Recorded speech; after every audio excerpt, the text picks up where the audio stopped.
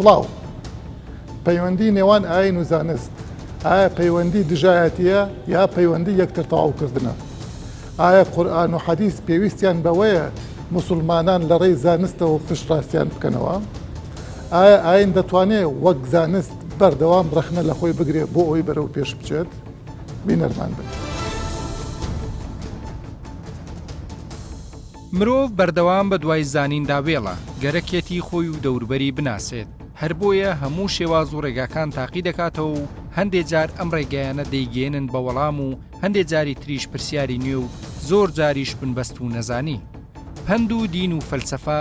ڕێگان بۆ گەیاندنی مرۆڤ بە زانیاری، بەڵام ورترین و تۆکمەترین ڕێبازی زانستیە کە وەڵامەکانی خودانوردی و ڕاستیەکی زۆرن. بەڵام لەگەڵەوەشدا زانست هیچ کاتێ ناتوانێت بانگەشەی وەڵامی کۆتایی و ڕەها بکات، چونکە یەکێک لە پێوەرەکانی زانست دانانە بە ئەگەری هەڵەبوون و پوچەڵی و بەردەوام خۆنوێکردنەوە. هەر بۆیە زانست بە پێچەوانی باوەڕ و ئایدۆلۆژیا خاوەن هیچ شوناس و حکمێکی پێشوەختە نییە. بەڵام لێرە دەپرسین پەیوەندی نێوان ئاین و زانست چۆنە؟ ئایا دژی یەکترین یا یەکتر تەواو دەکەن یان دوو بواری سربەخۆ و جیاوازن؟ ئایا چۆن دەتوانین باوەڕ و عەقیدەی کۆمەڵێک مرۆڤ وەک ڕاستی زانستی قوبوڵ بکەین؟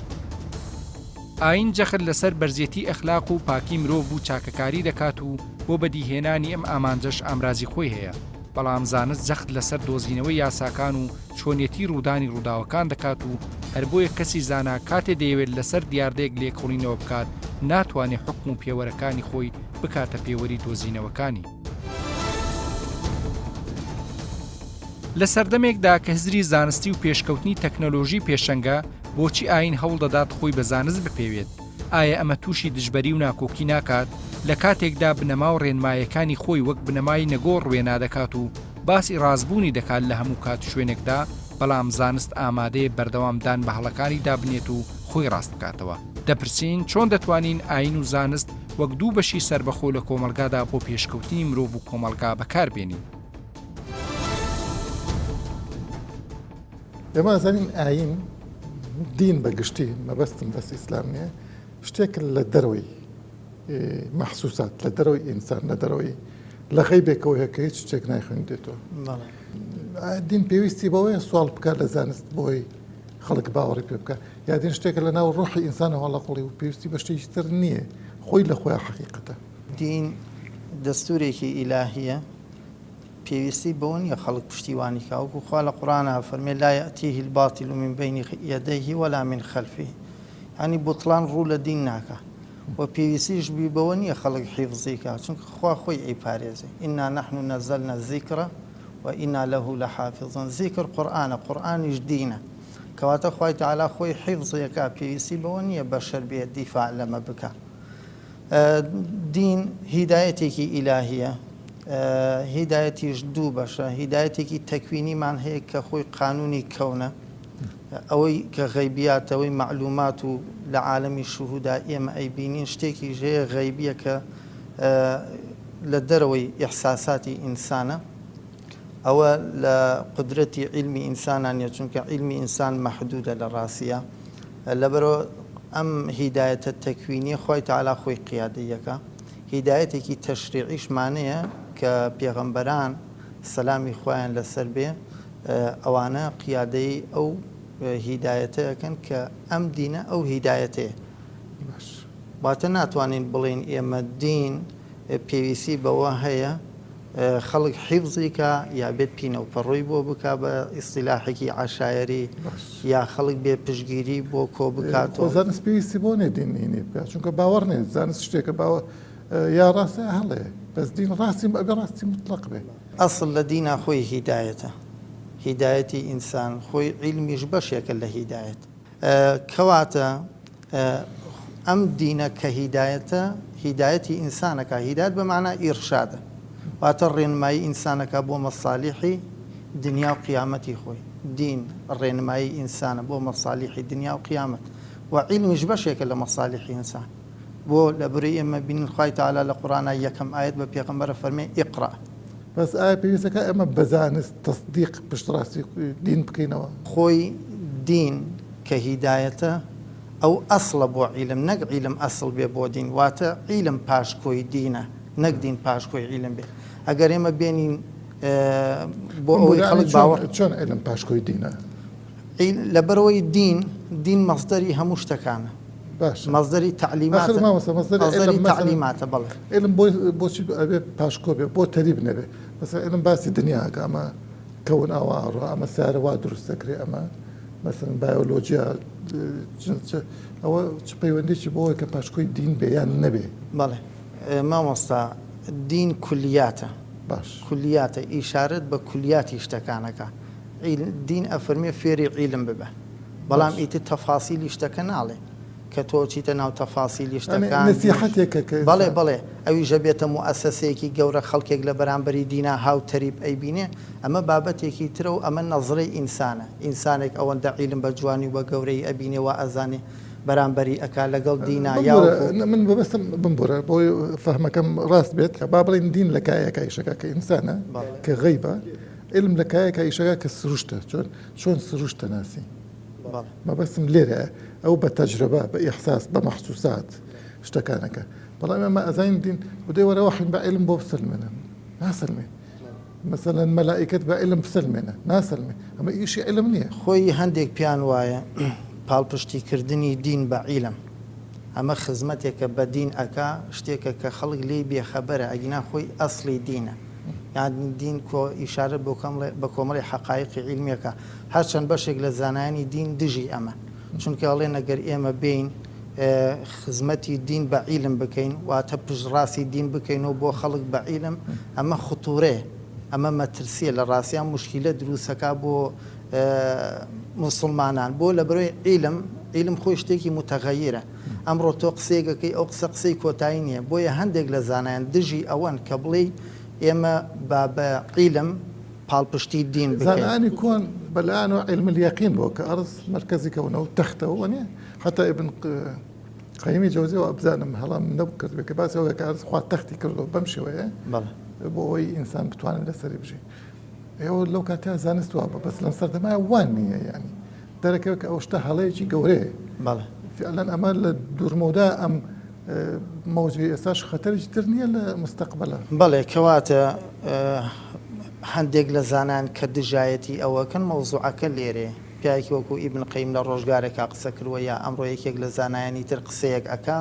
احتیمالی هەیە ئەم قسە جارێکی تر بە درۆ بخرێتەوە یا قسەی کۆتایی نەبێ ئەم قسەش گۆڕانکاری بەسەرابێ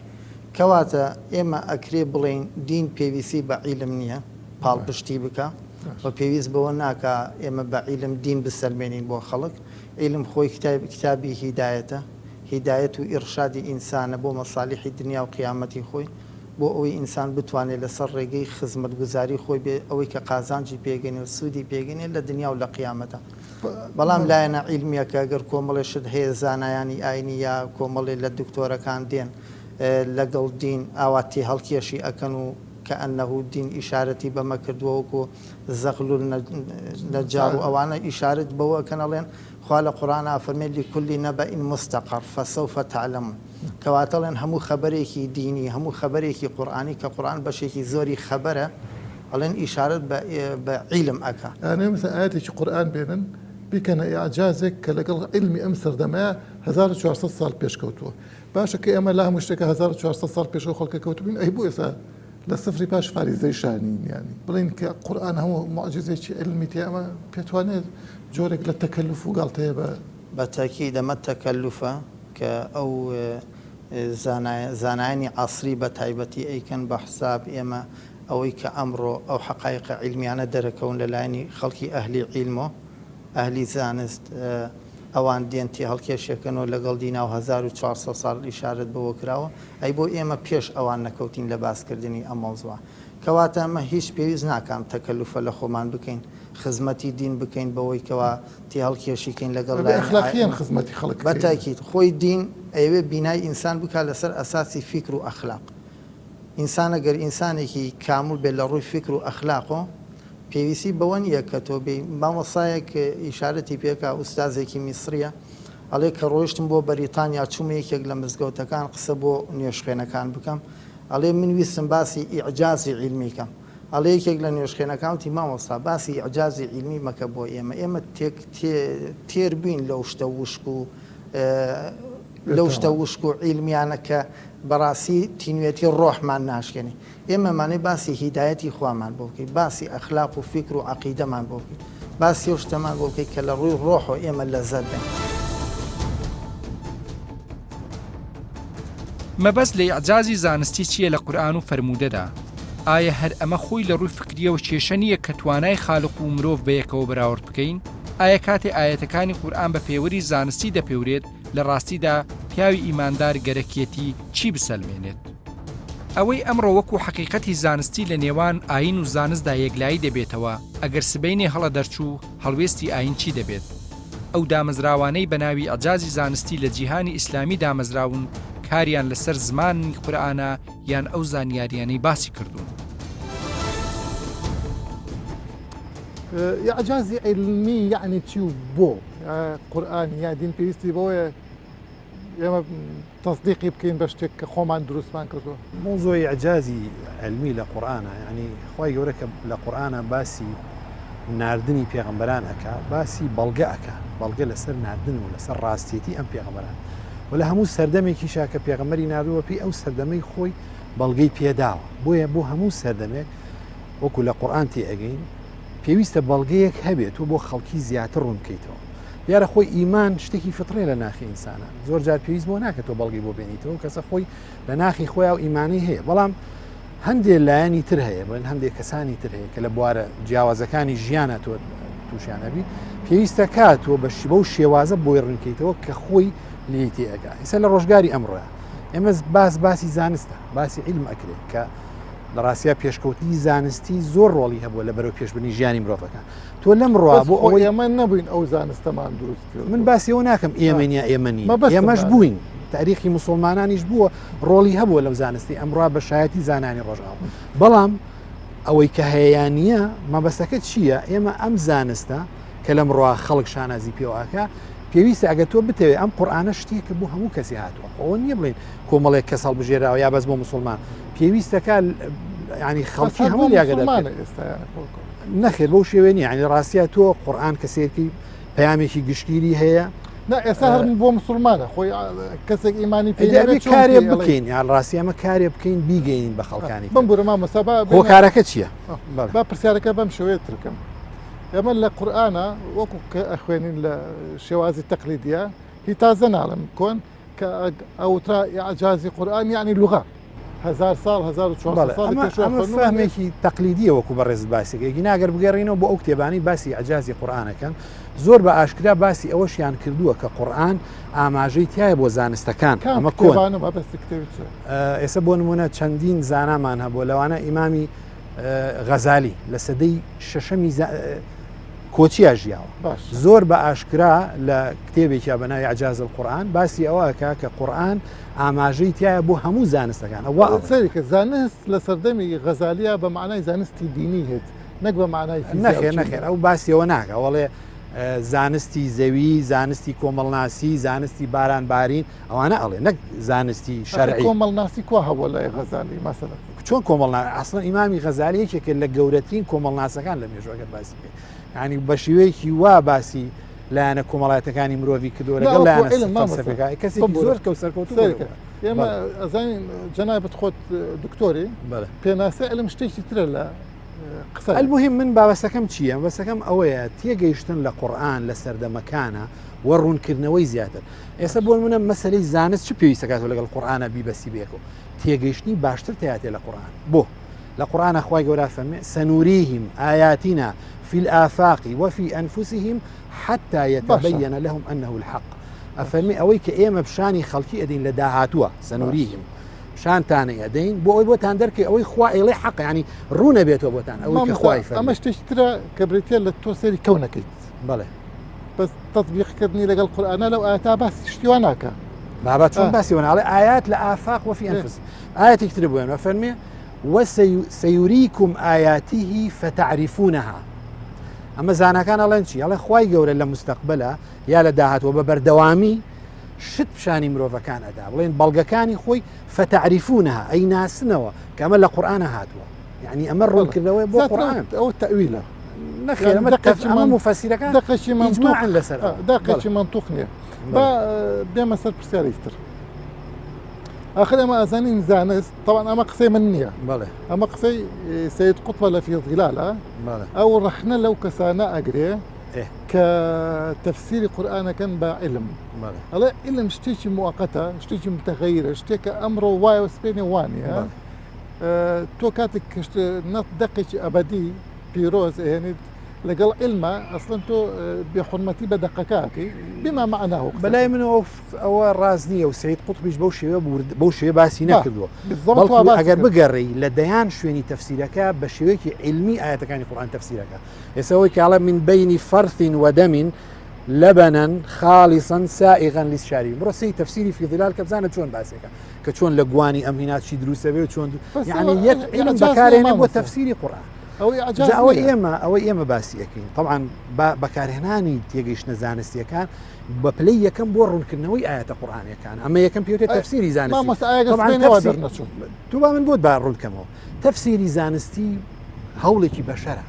يعني من نالين قران يعني تفسير لهمو عصريكا كومل زانا بي هستاون رونيان كردوتوا بلام تيجيشني زياده لدقه قرانيه كان شتيكي ممنوع نيه تو اتواني بلاي ام دقه لسردمي پیغمبر عليه الصلاه والسلام بشويك لك داوتو امر اتواني زياده من بس ام قصي بريستا كالين يا ما همو تفسير القران بعلم بكري يا باعجاز شوازك بورن كنوي قران يعني شرنيه بلام او كاتت بتواني يا مجورك الانتقائيه كاين او كبدل ما نبوت ما لقى علم اغونجه يا تنانت تأويلية كاين أوش كناقون جبرين أما ناكره كوات أما جورك نيل انتقائيات لعلم من لصدق شوازي شي أيديولوجيانية يبقى تفسير علم دينش بله إما زين شونا من لبوار علمك أو كم مجالي تيا تو إما يعني لراسي أجر موضوع هو بيرخنا قرتن بيلوي كدين لقال علم ناقون جي أول موضوع كذا بلام تو تفسيري دين بعلم بكي او موضوع كثير ما بنبره دين لا علم انا قنجه وقت شيء ساده بله شو قم بلاي منه دين وعلم دوك هاي جوازن بيوزناك بيكو بقنجانيات دجيه قبل اكره بيكو برن من شربالم يعني جاتيه جناك اما ناحيه روحك انسانه هم علم بلاي منه لا تيجيش هم علم هاني انسان دا بو ايمان دار به ايماني بخالقه به وبدواي برنامج جيانا بقره بيويستا ام اعجازي علميه ضوابطي به كومل مرج الشرطيه به كلا بوار شرعك ولا علمك جوريكي يسبون مكه تو زانس بكاريني وكو برز فمي زانس متغيره من لبواري اعجازي علميه زانس تيك ورقرم كبواري تغيرينيه زانست بله لم رجاري امرها تنهاش تشتكي بسيط كعلم شو بواري بينينوا تو بچاي خود بيبيني يا دليلك بيسلمينه لبواري يندرجه هو بيبقى يقين ئایا زانستی نوێ بە تایبەتی زانستی فیزیا کە بنەمای تەکنۆلۆژیای سەردەما ئەمڕۆ وەک زانستی زاڵ و سەرکەوتو توانی وێتی بەشێکی زۆری خەونەکانی مرۆڤ بەدیبێنێ دەتوانێت بانگەشەی زانستی ڕەها بکات پەیوەندی نێوان دەستگای زانستی و دەستگا ئاینیەکان چۆنە بۆچی هەندێک جار زانست وەک هەڕەشە دەبیندرێت بۆ سەر ئاین و دژایەتی عەقلی زانستی دەبێتە ئەرکێکی سیاسی و ئەمەش بۆ ناو کۆمەڵگا شۆڕ دەبێتەوە زۆر جار دیقەتین دینیش و فەلسەفەش خوان هەڵەواسن بە زانستە بۆ نمونە دین لەلایەکەوە شەڕعەکە لەگەڵ زانستە دین هەڵبەتە بە معنای گشتیەکەی مەبەستمان دینێکی تایبەت نییە بە معنای گشتیەکەی لەلایەکیشەوە بۆ وەرگرتنی میزداقیەتی خۆی بۆی ڕاستگۆیی یا حەقیقەتی خۆی بسەلمێنێ کە بۆ ئەم سەردەمەژە گونجە دیسانەوە پەنا ئەباتەوە بەر زانست زانست چۆن ئێمە پێراسیکەین چی زانستە و چی زانست نییە یعنی لەو ڕۆژەوە کە مرۆڤ هەستی بە بوونی خۆی کردووە سێ پرسیاری زۆر گرنگی لا دروست بووە یەکێ پرسیارێکی ئەوەیە کە سەرچاوی ئەم ژینگەی تێدام لەکوێوەیە ئەمە بۆ هەبووە ئەم ژینگە چییە من تێدام سەرچاوەکەی چییە لەکوێوە هاتووە یەکێکی ترەوەی من بۆ هەم سەرچاوی ژیان و یەکێکی ترەوە من بۆ ئەم پرسیارانە ئەکەم ئایا هەموو گیان لە بەلانتریشم پرسیارانە ئەکەن ئەو بەردە پرسیارانەکە من بۆ ئەم پرسیارانە ئەکەم یعنی ئەمە سێ پرسیاری ئەمە ئەخیران ئیدراکی زاتە بەڵێ ئەمە سێ پرسیاری ئەساسی مرۆڤایەتی بووە لەو ڕۆژەوە کە هەستی بەبوونی خۆی کردووە سەرچاوی ژیان سەرچاوی ژینگەکەی کە ئەگەر فراوانتری بکەنێ بە سەرچاوی گردون چکە گردونێک کە مرۆڤێکی سەرەتایی هەیە بۆرەگە گردونێک ئێمە ئێستا هەمانە جیاوازە لای ئەو مانگ و خۆر و ئەمانە هەر بەشێ بوون لەم زەویە ینی گڵۆپێ بوون بە ئاسمانەوە جیاواز بووە لەمەیکە خوای بۆ پەرستیان القرآن شو أفرمي وجعلنا الشمس وزينا السماء الدنيا بكواكب يعني بەڵێ بشكل أرض يعني. وەڵامێکیاتەوە کە کۆنکرێتیە خوا دروستی کردووە يعني كونكريتي ما بس أصلي حقيقته ومجال مناقشة يعني ئەزەن وڵام نییە ینی بەس ڕێگەی پرسیارکردنی دواتر لێگری ئەمە مۆزوعەکەیە تۆ کە پرسیارێکی علمیەکەی کە بە دوای وڵامەکەگەری و هەر وڵامەکە دەستکەی بە دوایە پرسیاریکە دێ بەڵام وڵامەکەی ئاین ڕێگەی وڵامەکانی ڕێگەی وڵامەکانە لێگرێ نایڵێت بەڵام ئێمە مەسمان کە لێرە لە ئاین مەمەسمان دەستگای دینە دەستگایەکە کە مفسرانی دین دەستگایەکە ینی بڵێن مەکانی هەیە خاوەنی هەیە کەسانێکیان بەرگریەکان لەگەڵ دەسەڵاتی سیاسیە پەیوەندیان هەیە یەکتری تەواوەکەن هەنە جارەکە دەسەڵاتی سیاسیەکە بن بە یەک یعنی ئەم کۆمەلگای بۆ ڕێکەخە ئێمە باس لە دەستگای دینەکەین زانست لە یۆنانی کۆنەوە دێ فکرەی بۆ دێ بەڕێ فکرەکە دێ تیۆری دایانێ ئەمجا بە پێ تیۆرەکە دێ پێشبینیەکە ئەمە ئینەکان جا ئەم تیۆریانە ئەچنە ناو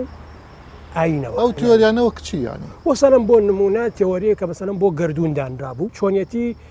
گەڕانی مەجەڕاتی ئاسمانی و تەنە ئاسمانیەکان و ئەمانە کە بەسەرەن زەوی سنتەری گردوونە و ئەمانە مەسەن ئاینی مەسیحیەت ڕێگەوەی قبول کردبوو و پیرۆزیە بووە بەڵام کاتێک کە تۆ دێنین لەگەڵ ئەزمونە لەگەڵ ئەزمونە هینیەکەی تماشاکەی تیۆریەکەی کۆپەرنیکۆس باشتر جواب هاتەوە بەڵام لەگەڵاوشا کۆپەرنیکۆس لەلایەن دینەوە تەکفیرە کرێت چونکە ئەو نەزەری چونکە بە دژی تیۆریەکی علمی دێنێ بە تیۆریەکی تر پوچە لەکاتەوە ئەمە لە علمە بە تەوە ڕێگە پێدراوە بەڵام چونکە پێشتر ئەو ئاینە هاتووە ئەو دەستگای دینە لەنەوە ئاینی مەسیحیەتی شەرە ناو تەکستە کۆنەکانیشیان نییە مەزەن لە ناوتەکانی ئیسا مەسیح عاشتی وایتیان نییە کە بەڵام من بەو هینە بووە بەڵام دەستگای دینەکە دی ئەوە بەکارهێنێ چۆن بەکارهێنێ چونکە گە زەوی سنتەری گردون بێ دێ تعریفیشەکە واتیکان سنتەری زەویە بوونە مامۆستا واز لە دین بێنە لەمانە بە هەر سری عقلی ئینسان کرد لەو کاتێک کە لە زەوی دەرنەچوو طبیعیەوە ئەزانە زەوی سنتەری ژیانیانە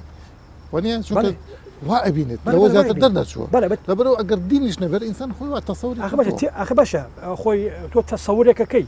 بەڵام زمانێ کێشەکە دروسە بێ کە تۆ بێت تەسەورێکی کە بکەی بڵێ ئەمەش ئەبێ بەڵام ڕێک بێن بڵێن ئەم تەسەورێکی ئەو بەرجی دینیەکەی ببەرە بەڵێ بەرگە دینیەکەی بەراگەن کە ئەم تەسەورێت تۆ بە دژی دەسەڵاتێکی سیاسی ئەوەستێتەوە کە بەرگی دینی کردو بەرخۆیە دەسەڵاتێکی سیاسی واتیکان بەهۆی ئەوەوە کە بڵێن خۆی وادانابوو کە سنتەری دنیاە حکومڕانی بەسەر ئەمپراتۆرەکانی ئوروپا کرد وەڵەو ڕێوە دەسەڵاتی خۆی بەسەر هەموو جیهانی و سەردەما بڵێن پراکتیزا کرد وە لێرەوەیە کێشەکان دروسە بێ کە تیۆریەکان ئاین دێنێ پیرۆزیە دادێ یا هەر شوێنە فەرق ناکە ئاینش نەبێ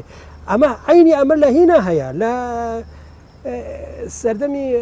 کۆمۆنیستەکانە لە یەکێتی سۆڤیەتی هەیە هەنە تیۆری پیرۆزیە دەنێەوە هەنێ تیۆری بەدژی ئەمانە هەیە تۆ دەستگە سیستەمێ دامەزرێ کە هەستەکە فلان پێشکەوتنی زانستی فلان پێرکەوتنی بیرکردنەوە ئەمە ئەگەر بێنە سەر تاریخی ئیسلام تقریبا لە تاریخی ئیسلامە ئەم شێوە کۆپەرنیکۆسی نابینین زیاتر ئەو دژایی کە لە تاریخی ئیسلام ئابینین لەگەڵ فەلسەفەیە نەک لەگەڵ علمە تۆ پێت وابێ ئەمە دژایەتی علم لەبەر ئەوە نەبووە کە لە ناو ئیسلامە نەهزەیەکی علمی نەبووە یعنی مەسەن مسلمانەکان فەلسەفەیان هێناوە ئەرسطویان هێناوە ئەفلاتونیان هێناوە ئەفلۆتینیان هێناوە نەزرەی فێزی ئیلاهیان هێناوە ئەمانیان هێناوە بەڵام باس لە علم نییە لەوێ باشاکە وەختێککە ئەڵێن فەلسەفە حرامە ینی پرسیارکردن حرامە ئەمە مۆزوعەکە کاڵم فەلسەفە حرامە و کەسێک خەریکی ئیشی فەلسەفە بێ تەکفیر دەکرێ ئەوە ینی پرسیارکردن لە علمە حرام کردوە ئێمە دوودانە زانامان هەیە هەم تەبیبن هەم کیمیاگەرن یەکێکیان ابن سینا یەکێکیان رازی هەردووکیان تەکفیر کراون ئەخر ئەوان بەهۆی فەلسەفەکە بەهۆی فەلسەفە چییە؟ ئینەکە ئەمەیە چونکە هەردووشیان ئیمانیان بە نەزەرەی فەیز هەبوو کە کەون لێڕژانە لە مەزدەری یەکەم و نەک خەلقە لە عەدەمەوە مەسەلەن ئیبن سینا لەسەر چی تەکفیرەکرێ بڕوای وا بووە یەکێ لە بڕواکانی ئەوەیە کە هەستانەوەی ڕۆژی پەسڵان جوانە جسمی نییە ڕۆحیە ئەمە ئەم دیدگای ئیبن سینا ئەم دیدگای لە علمەوە وەرگرتووە ئەو تەبیب بووە بینیویەتی جەستەکە هەڵەوەشێ نامێنێ و بە عقلیان نەچووە کە میکانیزمێک هەبێک کە بتوانێت ئەم دەستە هەڵوەشاوە جارێکی کە یەک بخاتەوە و ئەوەیە کە وەختەکە دێنێ بەس ئەوش خەلەلێک نییە لە ئیبن سینا کە عیلمی لەگەڵ غەیبات تێکەڵاو کردو چونکە زیندوو شتێکی غەیبی علاقەی بە عیلمەوە نیە. ئاخر سروشتی بڵێن کارە عیلمیەکە لە وەختا بەم شێوازە وەڵا شتێکم عەرز کردی لەلایەکەوە دژی زانست لەلایەکەوە زانست دەکاتە پاساوێک ئەیکاتە بنەمایەک بۆ ئەوەی کە بڵێ دین ڕاستە. بۆ نمونە کابرا هێت لەسەر تەلەڤیزۆن لەسەرین تا ڕادەی تەحریفکردن دارکردنەوەی هەم نەسە دینیەکەش هەم حقیقەتە عیلمێکەش مثلا لە عیلمی طبە بۆی بیسەلمێنە کە لە قورئانیشە ئەم شتە بۆکو عیلم باس کراوە هەیە بەسەر ئێمە ئەسەپێنێ و خەڵکیش ئەڵڵاهو ئەکبەری ئەما ئەگەر بۆ بەرگێ بۆ بڵێن بۆ پێشخستنی دینەکە یا بۆ بڵاوکردنەوەی دینەکەی بەکاری بێنێ یەکێکی تر ئەتوانێت ڕێک دژەکەی بۆ بێنێتەکایەوە هەر بەو ئاەت و حەدیسانە شتانە تر بخاتە ڕوو کە ڕێک بە پێچەوانی علمی ئەمڕۆیە یعنی ئەمە کارەساتێک ئەخڵقێنێ کە بەرکەوتن دروستەکە بەرکەوتن لە نێوانی بڵێن خەڵکەکە دروستەکە بەرکەوتن لە نێوان ئیمان و زانستا دروستەکە و لە کۆتاییە هەم بە زەرری ئیمانەکە ئەشکێتەوە و هەم بە زەرری پێشکەوتنی زانستەکە لە کۆمەلگاکە ئەشکێتەوە.